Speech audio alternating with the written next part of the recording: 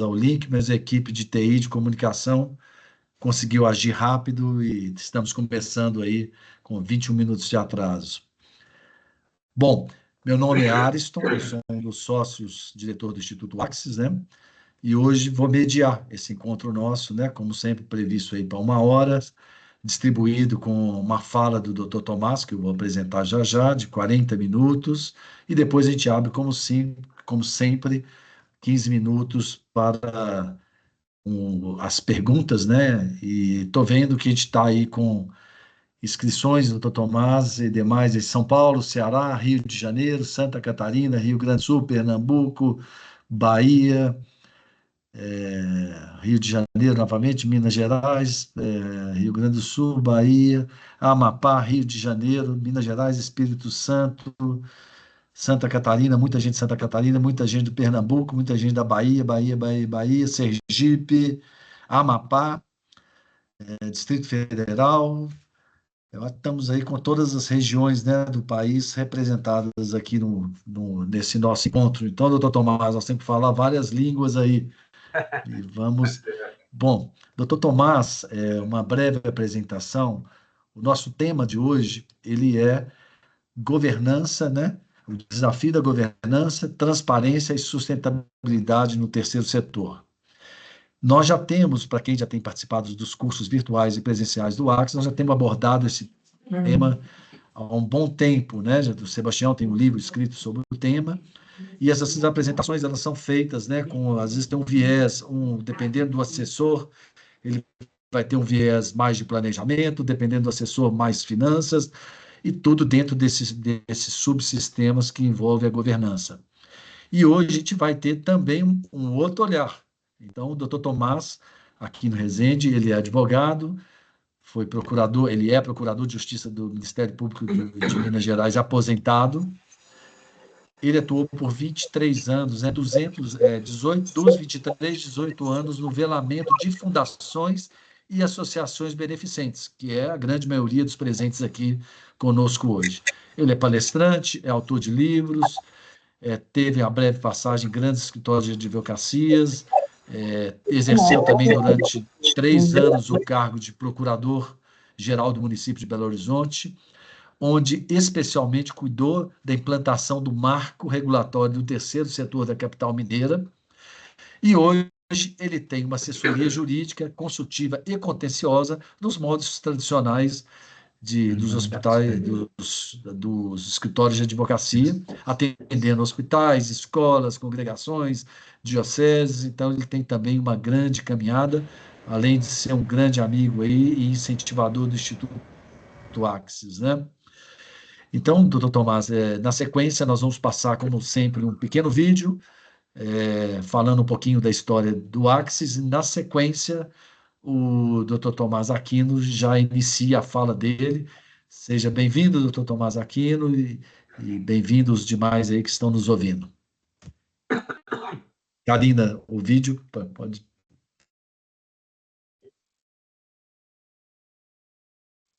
Karina? Hoje está nos castigando a tecnologia, viu, gente? Não, nunca. Chama o estagiário. Sempre tem a primeira vez, né? Nós estamos... Tem que chamar o estagiário. Os estagiários, cadê a gente fala nos eventos, cadê os meninos da TI, né? Cadê os jovens da TI? Só um instante, eu já estou colocando o vídeo aqui, peraí. Tá joia.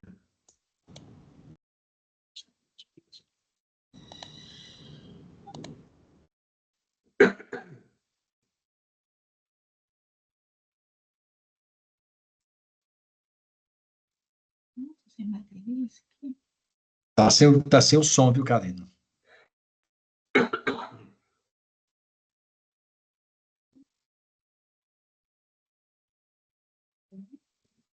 É um negócio para assistir desse Instituto Axis, só que esse plano tá ruim, que funciona de uma vez.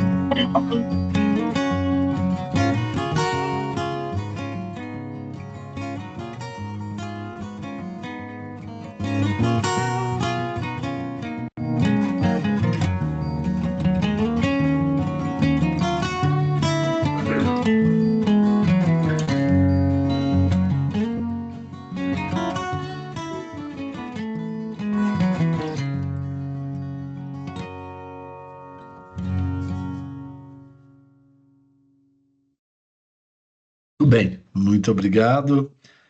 Doutor Tomás, então estamos aí, você pode compartilhar a sua tela e vamos ouvir aí nosso querido doutor Tomás. Eu não consegui fazer slide, Eduardo. Eu vou falando, mas depois eu tenho esse texto Para compartilhar. mando para vocês. A gente tem que anexar o anexo. Muito bom dia a todos. É uma alegria para mim estar aqui novamente. Algumas vezes já estive no Instituto Axis, trazendo alguma informação baseada numa experiência de muitos anos aí. Eu fui promotor de justiça por 23 anos, o Ayrton disse isso, e desses 23 eu trabalhei 18 deles com associações e fundações. Me aposentei há 13 anos e continuo. Tenho um escritório de advocacia em Belo Horizonte, que trabalha exclusivamente, praticamente, com 99% de OSCs, de instituições do terceiro setor. Essa questão, são duas questões que, vamos dizer assim, estão na minha pauta desde quando eu comecei a trabalhar com essa questão, porque lá nos bons idos, lá no século passado ainda, né, nos bons idos de 1995, a gente não tinha nada escrito, não tinha nenhuma doutrina, a legislação era muito dispersa e pouco compreensível, enfim. Naquele tempo, então, eu assumi a promotoria de fundações e fui obrigado a aprender sobre esse assunto, fui obrigado a estudar sobre esse assunto. E dois temas ou dois pontos realmente, até hoje, desde de lá atrás até agora, pautam o meu trabalho, né? É a questão da governança mesmo, que é a necessidade de ter uma governança profissional e transparente, e a questão da remuneração de dirigentes, além da questão da imunidade tributária.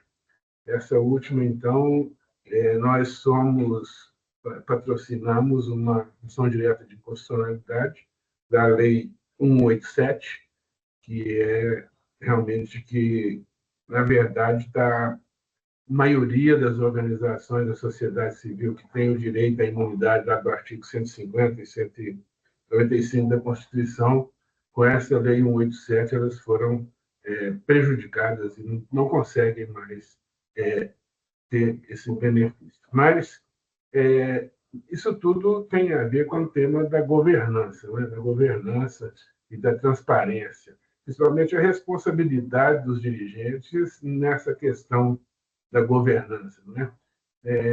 A gente tem que entender que, quando a gente assume a gestão de uma organização, seja de direito privado com fins lucrativos, direito privado sem fins lucrativos, de direito público ou qualquer que seja, naturalmente nós temos responsabilidades pelos nossos atos, né?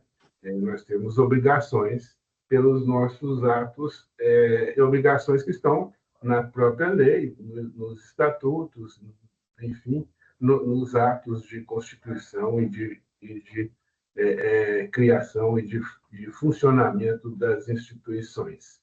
A gente tem, principalmente na questão das OSC, das nossas organizações, né? Quando eu falo OSC, eu estou falando de associação, de fundação, organização religiosa, naturalmente. Mas a OSC, a Organização da Sociedade Civil, foi a denominação que a Lei 13.019/2014, que entrou em vigor em 2017, que é o chamado da Mirosk, e que é chamado de marco regulatório das organizações da sociedade civil, mas, na verdade, é o marco regulatório das relações entre poder público e organizações da sociedade civil. Mas, enfim, é um marco regulatório, sim, onde a gente tem a definição do que é uma OSC, uma organização da sociedade civil, e traz alguns elementos que nos dão direcionamento da gestão dessas organizações. E, como eu disse, quando os senhores e as senhoras assumem a gestão de uma organização, vocês têm algumas obrigações que estão previstas no estatuto, no objetivo das organizações, e, naturalmente, cada obrigação correspondente a uma possível responsabilização pelo não cumprimento ou cumprimento indevido delas. Não é? A gente trazer aqui um contexto. Alguém Dia falando? 3, dia 4, vai dia 27, e volta dia 8 de... 27 não foi, que 27 foi... 27 de setembro, não. 26 de setembro, volta dia 3 de outubro. Aí Ah, vai... De novo. Daniel, tem alguém falando. Alô? Oi, doutor Tomás, eu acho que pode falar. Doutor Bom, Tomás? vou continuar aqui. Ok. Bom, aí é necessário a gente traçar um cenário aqui, porque esse chamado terceiro setor, ou as OSCs, desde de muito tempo, é um desconhecido. As pessoas vivem e sobrevivem convivendo com essas organizações, mas parece que a gente não tem muita ideia do que elas são, onde estão, o que fazem, com que dinheiro fazem, para quem fazem. Isso foi objeto de uma pesquisa que nós coordenamos em 2005, aqui em Belo Horizonte, foi só na capital mineira, que nos deu algumas informações fantásticas. Hoje existem algumas pesquisas por internet em nível nacional, mas nos mostrou que, no caso da saúde, não é? Que mais de 76% dos atendimentos de saúde pública no SUS são feitos pelas filantrópicas. Nos mostrou que, na área de educação, são as organizações mais importantes que nós temos, né? Desde a educação básica, desde as creches parceiras, até as universidades, como a PUC, que é a maior universidade católica, que é uma associação, né? E, no caso da educação, principalmente, que o custo de uma pessoa numa instituição de educação do terceiro setor é 3 vezes menor do que o custo desse mesmo aluno numa escola pública. Isso é um dado relevantíssimo, que era melhor que o governo desse 3 bolsas numa OSC de educação do que manter uma pessoa no ensino público. Enfim, mas no nível mais geral, essas organizações, vocês, né, principalmente essas organizações de educação e de saúde, é um papel fundamental no desenvolvimento social. Na verdade, a gente tem dois aspectos, né, do papel dessas organizações. Um deles é realmente desempenhando esse papel de desenvolvimento social, de melhoria na educação, na cultura, enfim, mas também o papel de assistência, né? Que as pessoas, a maioria da população brasileira, não tem condições de bancar por conta própria educação e saúde nas instituições privadas com fins lucrativos. Então, desculpe que eu estou com uma tosse permanente, já faz tempo, vocês me perdoam aí, mas a gente vai conseguir chegar ao final, às vezes com alguma interrupção. Na verdade, o cenário atual diz que existem 820 mil organizações da sociedade no Brasil. Nós estamos aqui com gente de todo o país e vocês sabem que isso é real, não é? Nós temos inúmeras organizações da sociedade civil. Representam 3% do PIB, fábulas de dinheiro que movimentam essas organizações. Empregam mais de 3 milhões de pessoas. Deixa essa faixa bem aqui. Ei, irmã, lá que vai ajeitar para fazer tomografia e...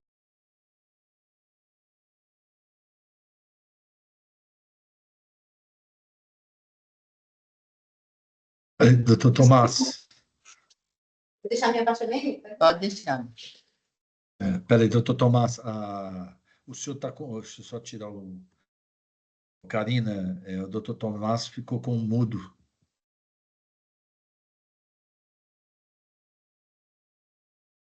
Dr. Tomás, tenta tirar o mudo do seu... Eu não consigo por aqui, não. Peraí. Ah, não.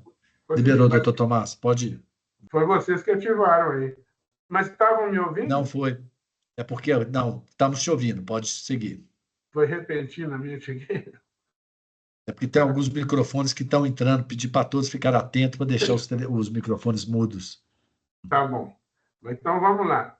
Eu estava dizendo, né, que são mais ou menos 820 mil organizações, representando 3% do PIB, 3 milhões de pessoas empregadas e atuando nessas áreas sensíveis, nessas áreas essenciais, né, de educação, cultura, assistência social, na saúde, na educação, meio ambiente, enfim, nessas necessidades mais prementes e mais imediatas das pessoas, né? Então, sem dúvida que exige uma boa governança para que dê sustentabilidade e credibilidade nessas organizações. O ponto que eu insistia muito e insisto até hoje é isso, sabe? Nós temos que ter uma administração profissional e aí tem que diferenciar administração profissional de administração empresarial, porque, embora a gente esteja administrando uma organização que entre aspas, que tem os direitos e obrigações semelhantes em muitos aspectos aos de uma empresa, a gente não deve administrar essas organizações no sistema empresarial, porque tanto a intenção de quem administra como o objetivo da organização são bem diferentes, não é? Na verdade, quando você administra de forma,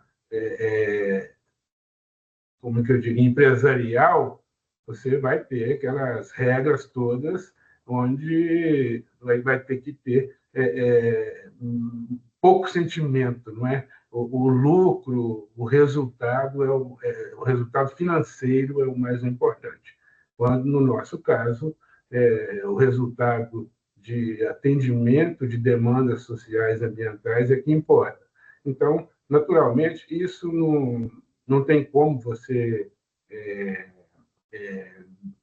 estabelecer, mas é necessário, fundamental, que quem administra uma organização da sociedade civil tenha um sentimento forte, seja religioso, seja patriótico, seja uma sensibilidade social, para poder administrar isso profissionalmente também. Agora, quando fala de administração profissional, nós estamos falando de quem vai administrar uma OSC de saúde tem recursos da área de saúde, tem que entender de saúde, além de entender de gestão, de gestão mesmo de uma empresa, de um empreendimento, não é? Quem vai gestar uma organização de educação, naturalmente, tem que ser uma pessoa devotada, vinculada com as questões educacionais. Assim por diante, as questões ambientais, sociais, enfim, todas essas outras questões. As obrigações do gestor, elas estão no estatuto da organização, não é? Ali estabelece quais que são as funções de cada um dos gestores e quais são as responsabilidades, e as obrigações e as responsabilidades. Como nós falamos de governança e transparência, eu vou falar um pouquinho de responsabilidade, não é? Responsabilidade civil e criminal dos dirigentes, vamos dizer assim. Porque mesmo que você seja um dirigente voluntário, você tem responsabilidades, você tem que cumprir as obrigações sob pena de ser responsabilizado. Tem as responsabilidades civis aí, que são previstas em leis, não é? No próprio estatuto, não é? Que diz lá que no caso de algum dano, alguma ofensa ao estatuto, a pessoa pode ser afastada da sua função, né? É uma punição, né? Mas a responsabilidade civil, em geral, ela visa o ressarcimento de danos. Alguma ação ou omissão do gestor que provoque um dano para a organização ou para os usuários da organização, ele pode ser responsabilizado civilmente por esses danos. E aí é uma questão privada e individual. É aquele gestor que cometeu o erro de conduta, que provocou o dano, é que vai ser responsabilizado. Geralmente, com afastamento de funções, com indenização a quem foi prejudicado, enfim, com essas sanções aí, né, vamos dizer assim. A lei anticorrupção, que é a principal lei que trata dessas questões de fraudes, desvio, gestão temerária, descumprimento de obrigações legais, omissão de fiscalização, não é? A Lei 12.846 de 2013, e o marco regulatório das OSC, a Lei 13.019, o EMIROSC, é que estabelece os parâmetros específicos para essa responsabilização. A responsabilidade civil, que é individual e privada, exige que se comprove o dano, visa, naturalmente, o ressarcimento de danos causados à própria instituição ou aos beneficiários da instituição, ou quem quer que seja, e resulta, geralmente, em uma indenização, em uma sanção civil, né? A responsabilidade criminal é essa que a gente diz, de fraudes, desvio de recursos, apropriação indébita, enfim, essa visa realmente a punição do infrator. Quem cometeu um crime, esses crimes que nós falamos aqui, ele pode ser apenado, né? Deve processado pelo promotor de justiça, que é o detentor do direito de promover uma ação penal. A natureza é pública. Aqui, no caso da responsabilidade civil, o lesado, seja a própria instituição, seja os seus usuários, seja os seus dirigentes, ele pode ou não buscar reparo do dano que foi sofrido. Aqui é de natureza privada, não é obrigado a buscar esse ressarcimento, mas é de natureza, então, privada e individual. No caso da responsabilidade criminal, não. Aí é natureza pública. Havendo a comprovação de dolo ou culpa grave, o dolo, todos vocês sabem o que é fazer, agir de uma forma ilícita, sabendo que está agindo de forma ilícita, né? Fraude, desvio de recurso, apropriação indevida, enfim, ou culpa grave. Culpa grave é mais ou menos uma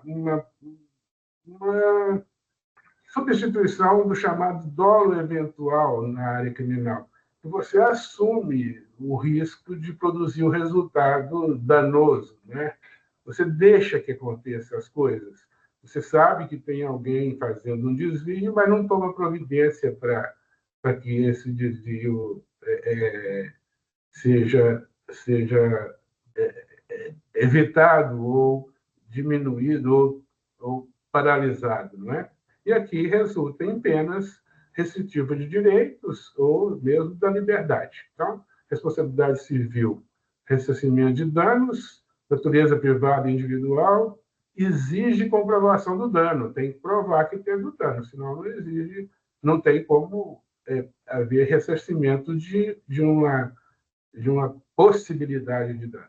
No caso da responsabilidade criminal, é punição mesmo do infrator, natureza pública, Ministério Público.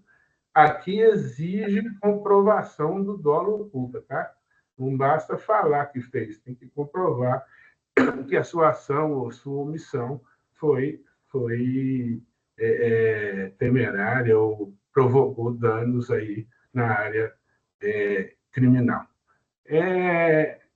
Os principais, vamos dizer assim, os riscos de uma má gestão, omissão ou uso indevido de recursos causa prejuízo financeiro, perda da credibilidade, dificuldade em garantir apoio. Eu digo isso, nós temos algumas instituições aqui em Belo Horizonte, Minas Gerais, com certeza muitas das de vocês, que a boa gestão financeira, aquela organização que tem superávit, porque a gente tem, no caso de organizações da sociedade civil, existe aí uma, como é que eu diria, um pensamento, uma ideia que ela não pode ter resultado positivo. Isso é um absurdo, é um erro gravíssimo, não é?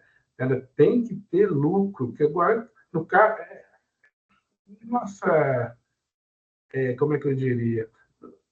Nós denominamos de superávit, mas é lucro, é resultado positivo financeiro, né? E esse resultado positivo financeiro ele gera nova possibilidade de outros recursos, né? Porque você vê que é uma instituição bem administrada financeiramente, você tem, às vezes, você que é um doador, um órgão público, tem, vamos dizer assim, mais crença de que vai funcionar bem o dinheiro que você eventualmente vai aplicar nisso. Quando você tem o que eu disse ali atrás,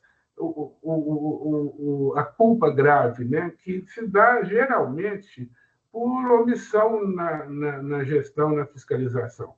É negligência mesmo, né? Você não participa diretamente da irregularidade, você não foi a pessoa que se apropriou de recurso, ou que desviou recurso, ou que aplicou mal um recurso indevidamente, mas você, na sua função de fiscalização, de gestão, negligentemente deixou que isso acontecesse. Então, também pode ser responsabilizado, tanto civil quanto criminalmente, não é?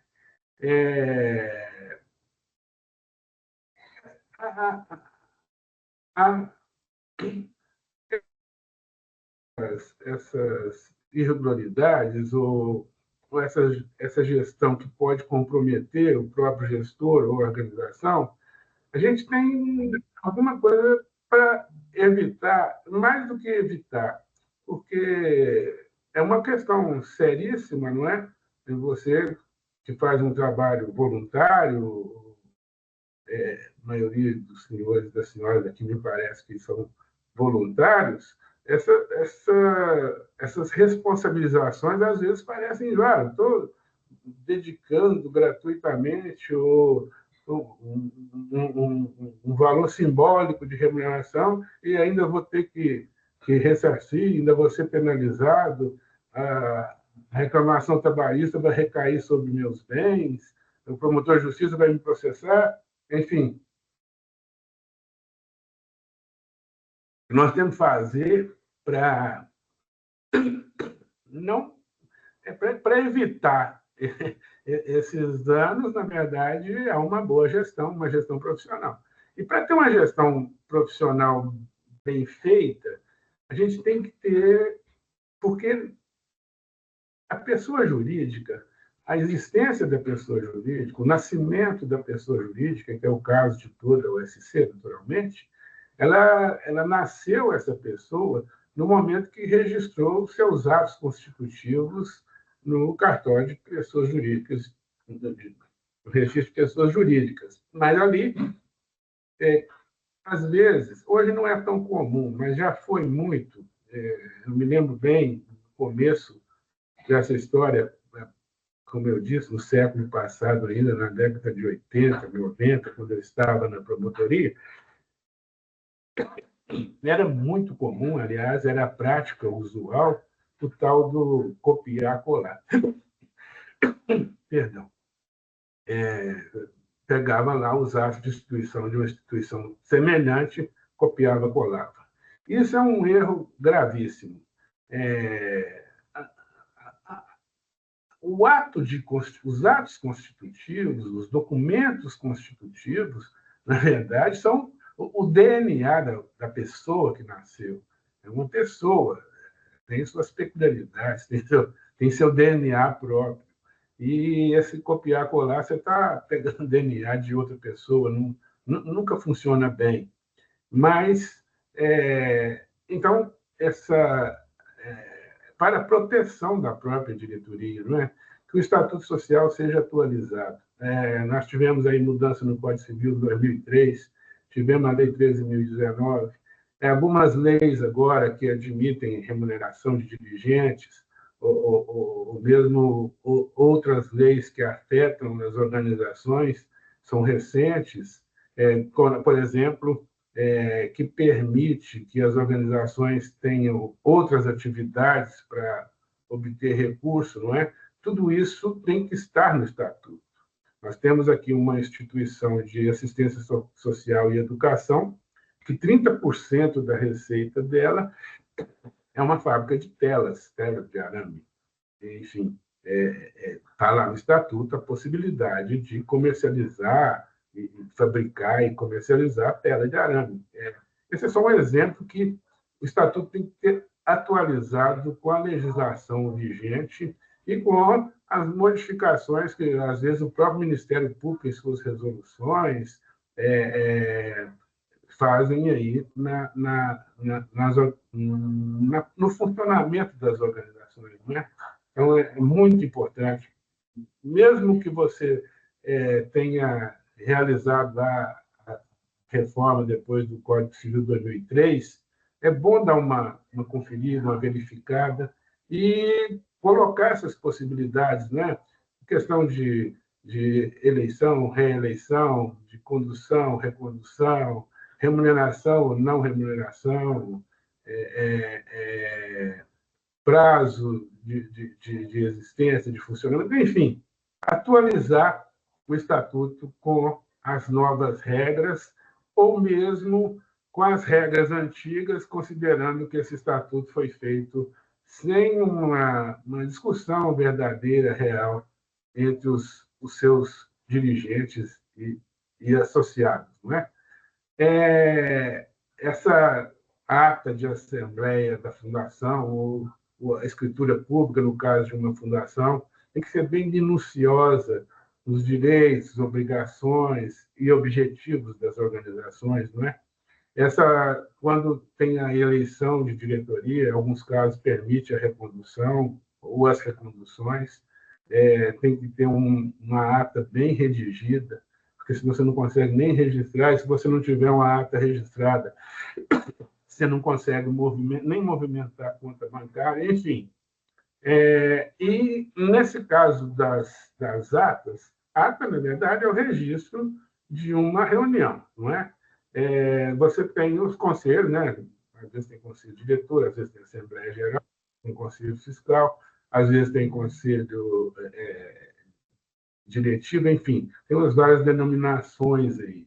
Então, é necessário que essas atas sejam a fotografia real do que aconteceu. Isso para a segurança dos gestores, não é? Dos diretores. Olha, eu fiz isso, mas tem aqui a ata onde a Assembleia deliberou que fosse feito dessa forma. Então, não fiz nada de errado, eu fiz dentro da lei e dentro do que determinou a nossa Assembleia. Não é? Tem as pequenas, é mais complicado, mas para as maiores aí, fazer essa auditoria externa, mesmo que não seja auditoria, alguma organização, e existem várias, que podem te ajudar aí, vamos dizer assim, um bom escritório de contabilidade, ele pode te ajudar a fazer uma revisão, uma passada de olhos nos movimentos financeiros da instituição. Os orçamentos, né? Antigamente também não havia muito isso, hoje já é uma necessidade, até quando você vai fazer algum contrato com o poder público, é necessário um plano de trabalho, e aí é necessário fazer uma orçamentação, depois tem a questão das prestações de contas também, enfim, esses documentos têm que ser bem, como é que eu diria, bem técnicos, bem transparentes, porque eu digo, repito, que a comprovação de diligência na gestão, a evidência das decisões colegiadas que vocês estão cumprindo, a proteção jurídica em caso de questionamento, né? Você vai ser questionado aí por alguém, não, eu fiz isso aqui porque estava lá na nossa ata de reunião do Conselho Fiscal, do Conselho Deliberativo, enfim. Deem muita importância nesses documentos. Eu sei que, na prática, a maioria das vezes, eu mesmo já fiz várias vezes, a gente faz a ata muito depois e vai colher assinatura de pessoas que, às vezes, nem estiveram presentes, isso é usual. Mas eu chamo a atenção e, na verdade, sugiro, não é, que vocês tenham mais cuidado com isso. É muito importante esse documento. Eu disse, né, estão sabendo, eu fui promotor de justiça.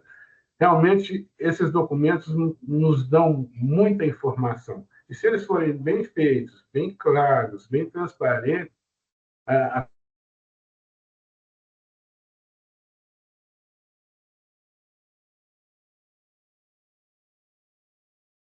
Oi, parece que o doutor Tomás caiu. Caiu para todos ou só para mim? Maria Lúcia, Não, ele caiu para saiu da todos, sala né? mesmo. Ele saiu da sala. Saiu, né? Hoje a tecnologia está nos Ah, castigando, gente. está, viu? Enquanto o doutor Tomás entra novamente, talvez Maria Lúcia falar aí, né, Maria Lúcia, da questão do curso, Ótimo. enquanto ele... Eu sou Maria Lúcia, faço parte, né, da equipe de relacionamento com o cliente do Axis e estou aqui para convidar para o curso de gestão do economato que nós faremos no CEPAC das Irmãs Paulinas, lá em São Paulo. O curso será nos dias 8 e 9 de outubro e vamos contar com os palestrantes do Axis, né? Como também com convidados para falar de temas diversos aí da atualidade, inovadores, né? Como inteligência artificial, dentre outros. O foco desse nosso Gestão de Economato, desse 22º curso, né? Realizado pelo Axis, será a governança, a sustentabilidade financeira e a organização patrimonial. É claro que com temas, né, afins a esse foco, de uma forma atualizada, tanto em relação à legislação, quanto também às iniciativas, aos processos, e abordaremos temas até demandados pelos nossos clientes, pelos participantes de curso, que a todo momento nos trazem, né, dúvidas e questões relativas ao economato. Então, nós vamos tratar da gestão do patrimônio, tanto no âmbito financeiro quanto imobiliário, vamos tratar das questões tributárias, das questões administrativas, civis, canônicas, né, nessa abordagem, e outros temas diversos aí, como serviços compartilhados, a questão de sustento do clero, dentre vários outros. Esperamos por vocês, lembrando que as inscrições estão abertas no nosso site, em todos os nossos canais, e que até o dia 10 de setembro os valores são os do primeiro lote. A partir do dia 10, já terá um valor novo. Faça contato conosco, estamos à disposição para esclarecer, para fazer condições especiais para grupos maiores, né, da mesma instituição. Muito obrigada e espero por vocês. Retomar, o doutor Tomás está tentando a reconexão para entrar, já estão chegando aqui muitas perguntas para ele. Ele tinha mais 8 minutos para falar. Hoje, realmente, depois da sequência, primeiro a culpa não foi do doutor Tomás, não, viu, gente? Primeiro a culpa foi interna, nossa, agora é ele que está. Deixa eu ver aqui com ele. Uai, ele não Então, o senhor tem que reconectar, doutor Tomás. A ligação, a conexão do senhor caiu. O senhor tem que entrar novamente. Alguém te desconectou? Tá, então, conecta novamente. Até já. Aí está entrando novamente.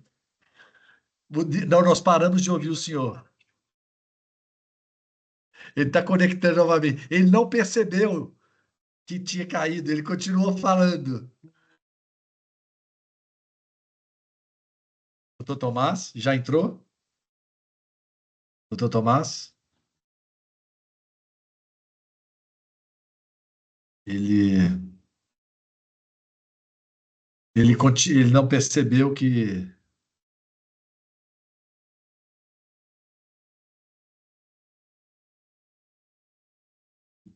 Karina, ele está sem microfone, doutor Tomás. Espera aí que eu vou liberar aqui para ele. Vai liberar.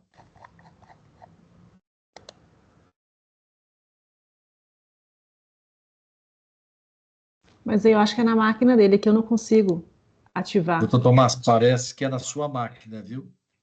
Ele não está conseguindo, Karina. Ai, que estranho. Agora Voltou. estamos vendo o senhor. O senhor entrou e... Mas é no computador dele. Eu não tenho permissão aqui para poder ativar. É no computador do senhor, Aí, doutor consegui. Tomás. Em Agora cima, deu. do lado direito. Mas foi vocês que travaram ele aí, não fui eu, não. O senhor não percebeu que tinha caído, né? Então, o senhor tenta lembrar de onde o senhor parou. Pois é, alguém tem que me dizer onde eu estava quando caiu. Olha, o senhor tinha acabado de falar da questão da responsabilização, não é isso? E aí nós perdemos os 4 minutos de fala, os Meu 4 Deus. últimos. Ai, ai. Hoje Então, o está senhor, o senhor tem mais 7 minutos, né? Já chegaram várias perguntas aqui, bastante perguntas. Hoje está difícil, hein, Einstein? Hoje a bruxa está solta, né? Hoje, nossa. Esse negócio do Atlético Ai, perder faz mal para todo mundo, sabe? esse Atlético. Então, talvez, doutor Tomás, eu sugeri aqui a gente ir para as perguntas que podem, que já realmente chegou uma Então, enchurrada aqui de me, me, perguntas. me dê 3 minutos só para eu finalizar esse ponto. Perfeito. O senhor fazer o fecho. Isso. E aí você cair, você me avisa aqui no telefone, porque eu não estou vendo, não. Eu Tá? Eu não, estou com outra tela é, aqui na frente. perfeito. Ó, eu ligo imediatamente para o senhor. Tá bom. Bom, a gente estava, eu não sei quando parou, né, sobre o risco da má gestão, a transparência nas contas, e tem aquelas obrigações, né, para aumentar a credibilidade institucional, facilitar a captação de recursos, redução de risco legais e reputacionais, isso tudo é transparência, transparência, transparência. E vocês são pessoas públicas, não de direito público, de direito privado, mas que exercem funções públicas, coletivas, de interesse coletivo. Então, eu insisto que a transparência tem que ser pública, nos sites, em todos os meios que vocês têm, colocar tudo que for possível de maior transparência. Isso vai gerar credibilidade e vai gerar a possibilidade de mais de captação de recursos. Tem algumas organizações que, quanto mais transparentes, e aqui em Belo Horizonte nós temos um canal interessante, no portal da transparência do município, tem lá dentro o portal da transparência das parcerias. Então, quem faz parceria com o poder público, jogar no portal da transparência todas as informações, todas. Bom, eu ia falar aqui das obrigatoriedades de alguns relatórios, de algumas demonstrações contábeis, prestação de contas, enfim, mas é uma coisa que é mais técnica, mas eu só uma conclusãozinha assim, breve, e aí eu fico disponível para as perguntas. Vocês me desculpem essa confusão aí de não entrar, de cair. Eu não tenho culpa, não. Eu estou aqui falando para a tela e, de repente, me avisam que não tem ninguém ouvindo. Tá certo. Vocês me perdoem. A boa governança, gente, é claro que é fundamental para a credibilidade das organizações, protegendo tanto a organização quanto os dirigentes. Então, eu insisto nisso, né? A boa governança, que é aquilo que é uma administração profissional, que nós chamamos assim, não é? Então, eu sugiro, ou indico, vamos dizer assim,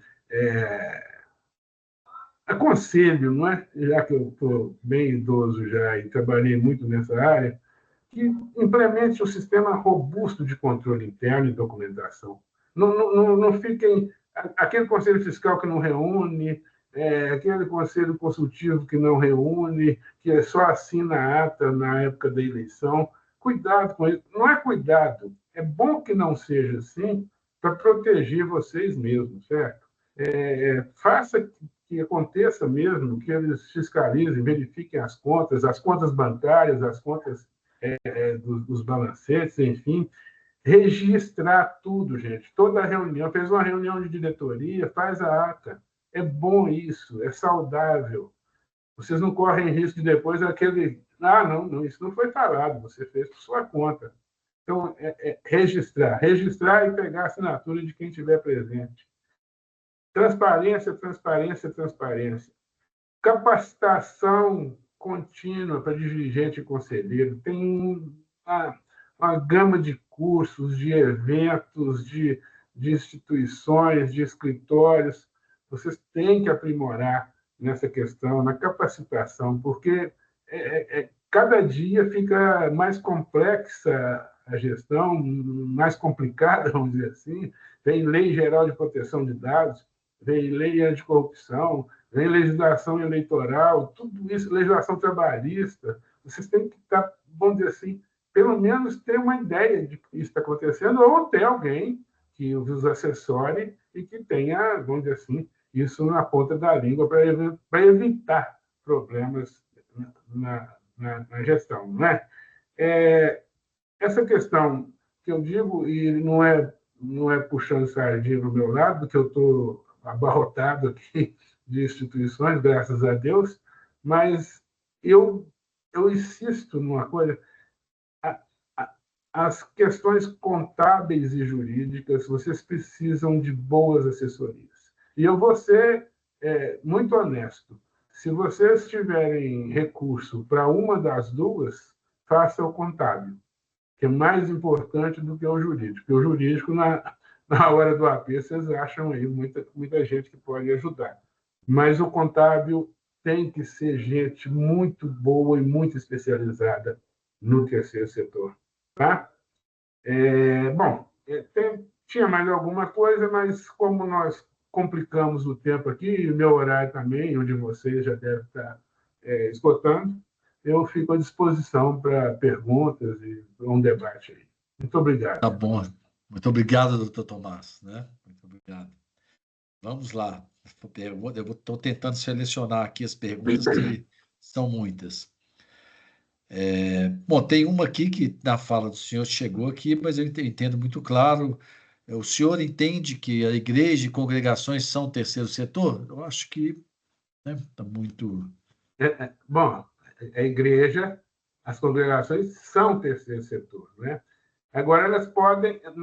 Tem uma diferença das OSC normais, e aí já é uma inovação do Código Civil 2003, e que veio ser realçada no Emiroski, que é as organizações religiosas. As organizações religiosas que podem ter os seus atos constitucionais, os seus estatutos, baseado nos atos institucionais da sua confissão religiosa, diferente do Estatuto Civil das organizações comuns. Mas são, sim, terceiro setor. Bom, o MP pode contribuir, são duas perguntas dentro de uma, com a transparência da governança das associações, o Ministério Público.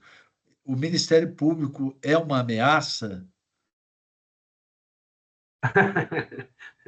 O senhor foi promotor, hein? Promotor há muitos anos, né? É uma ameaça para quem faz coisa errada. É uma ameaça para quem faz coisa errada. Aqui em Minas, nós criamos um centro de apoio operacional das promotorias de fundações, e eu tive a felicidade de ser o criador disso, que chama CAOTES, que virou Centro de Apoio ao Terceiro Setor. Então, a gente sim produziu e ainda produz. Agora, vocês todos estão convidados a achar aí no site da Fundamiga ou do Ministério Público, nós teremos o ENATES, que é o 20º ENATES, Encontro Nacional do Terceiro Setor, onde o Ministério Público e a Federação de Fundações de Minas trazem pessoas do Brasil inteiro para trocar ideias sobre terceiro setor, principalmente sobre gestão. Então, o Ministério Público pode sim ajudar muito. Nós não temos função com relação a associações. Em alguns estados do Nordeste, tem um absurdo de promotor de justiça fiscalizar associações. Isso não existe, gente. A fundação é o seguinte: tem o artigo 66 lá do Código Civil que fala que velará pelas fundações o Ministério Público. Então, tem o velamento. Velamento que é um acompanhamento. Velamento não é velamento de velório, um velamento maternal, um velamento de acompanhar, de indicar caminho, de evitar erro. Fundações. Agora, associações, a regra é outra. Você vai lá no artigo 5º, inciso 18 da Constituição. É livre a criação de associações e sindicatos. Vedado é proibido ao Estado interferir na sua administração. Então, ele pode sim ajudar, se for de uma forma voluntária, que o CAOTES aqui de Minas faz, mas ele não tem que se meter com associações. E, antigamente, tinha um tal de título de utilidade pública federal, que deixou de existir, né, com o ingresso do Emirovski, que exigia uma declaração de funcionamento e regularidade da instituição. Alguns convênios, hoje não existe mais convênio, né? Alguns termos, algumas parcerias ainda exigem isso. Então, o Ministério Público pode ajudar nisso também. Eu, quando era promotor de justiça, me pedia uma declaração de regularidade de funcionamento, eu ia lá na instituição, verificava os documentos, fazia uma pesquisa. Hoje está muito fácil fazer uma pesquisa, né, pela inteligência artificial, e dava o atestado. Isso aí eu acho que é um auxílio na transparência. Enfim. Perfeito. Bom, a tema sobre acúmulo de funções e governança.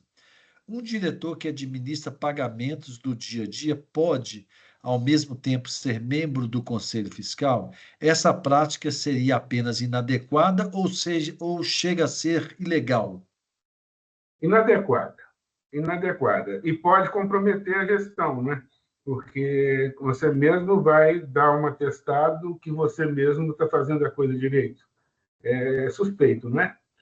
No caso de uma eventual ação de cobrança de ilícito civil ou de ilícito penal, isso aí vai pesar contra a pessoa. Realmente é melhor não fazer isso, não ocupar, principalmente Conselho Fiscal e gestão, né? Não combina. Certo. Uhum. Uma outra, responsabilidade por dívidas trabalhistas. Esse tema é difícil. Até que ponto um gestor de obra social ou de uma associação pode ser responsabilizado por dívidas trabalhistas? Dentro da mesma pergunta ainda. Há limites claros na lei ou prevalece a interpretação caso a caso? Esse é um negócio complicadíssimo. A insegurança jurídica no nosso país é um absurdo. Em qualquer área, não estou falando só de trabalhista, não. Todos. E a Justiça do Trabalho, ela nasceu lá no Getúlio Vargas protetiva. Protetiva de quem? Do que eles consideram a parte mais fraca, que é o empregado. E as decisões da Justiça do Trabalho, vamos dizer assim, ofendem, muitas vezes, qualquer princípio dos direitos, né? Qualquer princípio. Você imagine a presunção de veracidade, a presunção de honestidade. Não existe. Não existe presunção. Aliás, a presunção que existe é que o empregado está certo e que ele tem direitos. É um absurdo isso, mas é assim que tem acontecido. A legislação não é clara nesse aspecto, mas tem alguns parâmetros. E o que eu digo, se você age dentro do que está previsto no Estatuto, do que está previsto na lei, é pouco provável de você você ter problemas pessoais com essa questão trabalhista. Mas vejam bem, um caso a gente vê acontecer. Contrata-se pessoas aí, não faz termo de voluntariado, a pessoa trabalha ou faz um termo de voluntariado, mas a pessoa tem horário, tem obrigações, tem hierarquia, tem metas, enfim, não é voluntário. E você contrata uma PJ que, na verdade, não é PJ. A pessoa só presta serviço para você, você que manda nela, ela tem horário, enfim. Essas irregularidades podem, sim, numa eventual ação trabalhista, que a sua instituição não tiver recurso, pode a Justiça do Trabalho mandar buscar recursos do gestor. No caso, é claro, de uma gestão equivocada, de uma gestão errada. Porque, como eu disse, os danos civis que geram indenização, eles têm que ter comprovado que você foi responsável por aquele ato equivocado. Ok? Aqui. Bom, uma outra aqui, bem, ó, temos uma padaria filial da associação que é de assistência social, cujo objetivo inicial era gerar receita para ajudar a custear as despesas dos projetos. No entanto, ela vem acumulando prejuízo há mais de 5 anos. O fato dessa atividade meio estar operando com perdas contínuas pode representar algum risco ou problema legal para os gestores da associação? Ó, em tese, não. Se a associação tem recurso para bancar esse prejuízo, tranquilo, não tem problema. Desde que o pão, o bolo, as quitanas que são produzidas sejam para uma finalidade da própria instituição, não é? Se for uma atividade só comercial, aí é melhor fechar, para que está dando prejuízo, né? Mas se esses pães são para creches, para escolas, para hospitais, enfim, nem se fala em prejuízo, né? É uma despesa necessária para cumprir o objetivo da instituição. Mas, se a gestão da padaria for temerária e for a mesma da organização, corre risco, sim, de ter alguma repressão aí, ou de alguém que teve prejuízo, ou de alguém que foi lesado por isso. Mais uma aqui. Uma associação pode exercer atividade comercial como a venda de produtos? A Receita Federal costuma interpretar isso como concorrência desleal. O que o senhor pensa a respeito? Eu te falei e pensa a respeito. Primeiro, tem que estar no estatuto. Segundo, todo resultado tem que ser investido, aplicado nos objetivos da organização. Não existe isso de concorrência desleal, porque concorrência desleal significa que as duas pessoas que têm um mesmo objetivo de ter lucro, uma que não paga imposto vai ter lucro e distribuir esse lucro. No outro caso, ele vai ter lucro e é dono do lucro. No caso das associações, não pode haver distribuição de lucro. Então, não é desleal. É leal. Você está cuidando de um interesse coletivo, você está cuidando de outras pessoas. Não existe isso. Já temos até decisões judiciais. E eu tenho esse caso aqui em Minas,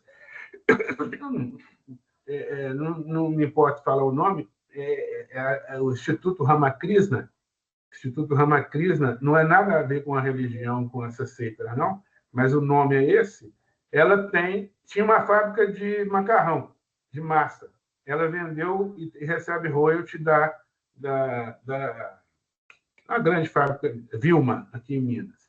Ela tem uma fábrica de tela que representa 30% da receita dela. Inclusive, o mês passado, o meu escritório conseguiu a imunidade tributária, não paga ICMS na comercialização de tela, o que dá uma vantagem fantástica para ela no comércio. E não é caracterizada concorrência desleal. Inclusive, essa ação foi feita contra a Receita Federal, contra a Receita Estadual, não é? Aliás, ela é imune a impostos. Nós íamos falar no final aí de imunidade, não deu tempo. Podemos fazer até uma outra live sobre imunidade, né? Mas essa instituição produz tela, vende tela mais barato que os concorrentes e tem uma receita boa com isso. Não há nenhum problema com isso. É claro, se você quer vender algum produto, seja pão, seja bloco de cimento, seja muda de árvore, de fruta, seja o que for, você deve colocar isso no seu estatuto e a Assembleia aprovar essa necessidade, essa realidade. Que se não tiver no estatuto, aí sim pode ser considerado uma ação indevida, porque uma instituição, já o Código Civil fala, instituição não lucrativa, instituição que não pratica atos comerciais para ter lucro, enfim. Mas o básico de tudo é isso. Pode fazer, desculpa, não é tão amplo assim, mas pode fazer o que você quiser dentro dessa área de comercializar e vender produtos. Você pode ser um hospital e fazer tela de arame para vender, desde que isso esteja no seu estatuto. E provavelmente, quando você iniciar as atividades, você vai ter que entrar com ação no judiciário para garantir a imunidade tributária desse evento. Bom, como jurídico, pode ter mais duas aqui, não, mais três, na verdade, eu acho que dá tempo. Como jurídico pode contribuir para a boa governança? O senhor falou muito de Minas, o senhor atende fora de Minas? Atendo, agora, com essa internet, a gente atende em qualquer lugar do mundo, né? Não tem mais isso, não. Só não estou tendo muito tempo, mas com certeza. Tem uma boa turma de advogados aqui especializados em organização do terceiro setor e hoje, com a IA e um advogado inteligente, nós conseguimos resolver muito problema à distância e com segurança.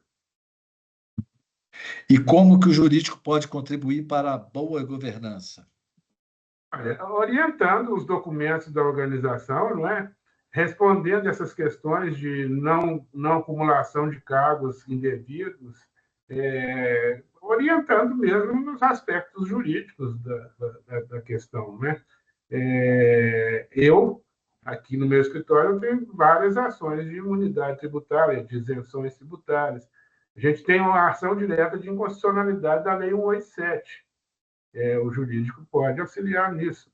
E essa ação é SEBRAP, que eu presido, e a COFENEM, que é as instituições de educação, não é? Enfim, para mim, agora aí vocês me deixam numa situação desconfortável, mas para mim o jurídico é essencial para uma organização funcionar bem. Porque é uma pessoa jurídica, não é? É uma pessoa jurídica, é uma pessoa, como é que eu diria? É uma ideia de pessoa, né? Então, tem os vários aspectos jurídicos aí, de legislação, estatuto, normas, enfim. Perfeito. Bom, a última pergunta. Quando o religioso é um dos gestores de uma entidade da própria congregação religiosa, ele pode atuar sem vínculo empregatício, pois tem o vínculo religioso, portanto, sem grandes riscos quanto a indenizações trabalhistas. Porém, como evitar os riscos de assédio feito pelos superiores deste religioso, considerando que o gestor tem que cumprir o voto religioso de obediência na condução da instituição? Ou não teria riscos nessa situação? Pergunta longa, que deve ser algum religioso ou religiosa que fez. Bom, talvez a gente pedir para repetir a pergunta, mas eu acho que eu entendi. É um religioso que ele a atua... organização religiosa dele administra um OSC. E não, eu entendi, doutor Tomás. Aqui, então, vou falar do meu jeito aqui, que realmente fico... Ele é um religioso, ele atua numa instituição, ele administra sem ter o cargo, porque ele está usando a questão religiosa. E aí, como evitar o risco de assédio feito pelos superiores desse religioso, considerando que o gestor tem que cumprir o voto de obediência. na condução da instituição, né? Ou não teria riscos nessa situação? Não, Eu aí, também não entendi muito bem também o final ou não. nós, Quer dizer, nós, ele está subordinado canonicamente sim, ao chefe dele, né? Então o chefe vai mandar ele fazer alguma coisa que talvez ele, como administrador, ele ache que não tem que fazer. Quem fez essa pergunta, me desculpe se eu estou interpretando errado, mas eu mas, acho que é isso. mas se for isso, eu não estou habilitado para responder, né? Porque o negócio tem duas instituições que atravessaram o A século. pessoa me respondeu aqui, o religioso falou que é isso mesmo que eu falei. Ele está à frente da associação civil, Mas mas ele é o, um padre. E o, aí o chefe canônico dele, o provincial, possivelmente, determina que ele faça uma coisa que está indo contra a agora, associação. aí entra um negócio complicado, porque as duas instituições que atravessaram os milênios aí foram os exércitos e a igreja. E por que um dos motivos bem fundamentais disso ter acontecido? Hierarquia e disciplina. O dever da obediência é que faz isso funcionar do jeito que funciona, e funciona até bem, não é? Graças a Deus. Mas aí entra uma questão que é do direito canônico, né? A sua obrigação de obedecer o seu superior até em qualquer, não sei até que limite tem isso aí, mas numa administração de uma organização da sociedade civil, se o seu superior determinar que você faça uma coisa que na área civil é um ilícito civil ou um ilícito penal, eu sugiro que você não faça e, até se for o caso, deixe o cargo, porque se você obedecer, você vai ter problemas na justiça. Talvez eu acho que é isso que a pessoa queria saber aqui, o padre aqui. Não, é perfeito. Tem outras aqui, doutor Tomás, mas nosso tempo esgotou. Você manda para Queria mim, novamente. Hã? você pode mandar para A mim que eu gente dou um jeito. envia. Teve uma chuva aqui. Não, não Tem tem problema. bastante. Fim de Mas, semana eu tenho tempo. isso. Perfeito. Sábado, domingo, você responde. Tá bom. Tranquilo. Olha, muito obrigado, doutor Tomás, Eu agradeço. pela sua disponibilidade sempre em nos atender e falar aqui para o público aí, com esse entusiasmo que o senhor tem aí pelo setor, né? Então, novamente agradeço. Agradeço a todos os demais. Novamente, eu peço desculpa pelo transtorno inicial do nosso link. Realmente isso nunca tinha acontecido, mas parabéns também para a nossa equipe aí que conseguiu resolver esse problema rapidamente, né? Eu não costumo deixar endereço, telefone, nada, mas não é possível, né? Tomás de Aquino só tem um nesse negócio de terceiro setor. É só acessar Tomás de Aquino no Instagram, Facebook, site, tem tudo aí. No LinkedIn, nós estamos aí. No nosso site tem o senhor também, né? Estamos à disposição aqui. Um abraço a todos. Muito obrigado a todos, uma excelente e até a próxima, última quinta-feira do mês, com o nosso Axis às 10. O tema deve sair nos próximos dias. Bom dia a todos. Até logo. Tchau, tchau. Tudo de bom.